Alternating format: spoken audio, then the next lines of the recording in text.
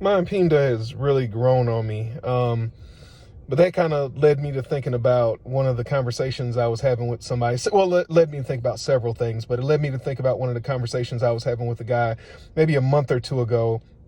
And it was about his Impinda and how he was really disappointed by the rough fit and finish. He talked about the gaps between the scales and the spring, and I believe he was talking about the gaps here as well. And that was a known issue when the first batch came out of the factory, and they kind of quickly adapted and fixed all that stuff and everything. I got this one a little bit later on because I waited. Because I knew that was one of the issues.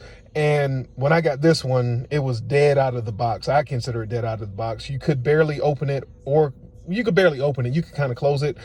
But there was a burr somewhere in the action that they had not removed in production.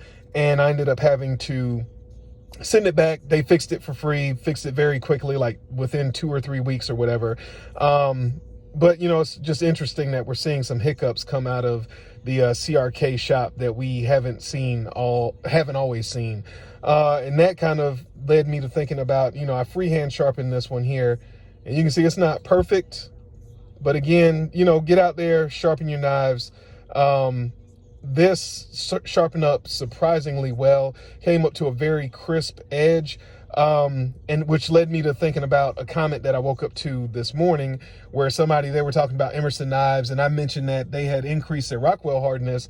But the guys were talking about just basically the fact that they didn't hold an edge more so than a butter knife, this, that, and the other.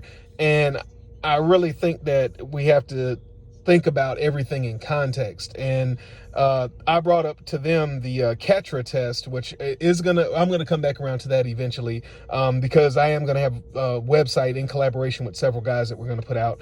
But just because something is harder does not mean it's necessarily better. As we saw with the Dividend, the Kershaw Dividend in M390, it was 62 HRC, I believe, and I think the Spyderco S30V was 60 or 61. The 61 or 62 M390 didn't outcut that S30V. And clearly you're thinking, oh, but it's M390, it's harder, all of that stuff.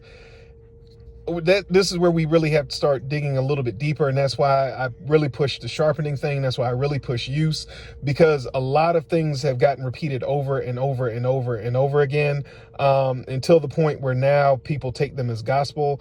And we have a lot of misinformation out here. Harder is not necessarily better. Just because it's the latest, greatest thing that hit the market doesn't necessarily mean it's better. Just because it has a certain steel stamp on it doesn't mean it's better. We really need to get out here and take into account a lot of the other factors that come into play. And I'm looking forward to having more of those conversations, and I'm seeing those pop up more and more. But yeah, just I don't know. Just kind of felt like making a short video for whatever reason. Catch you guys next time, man.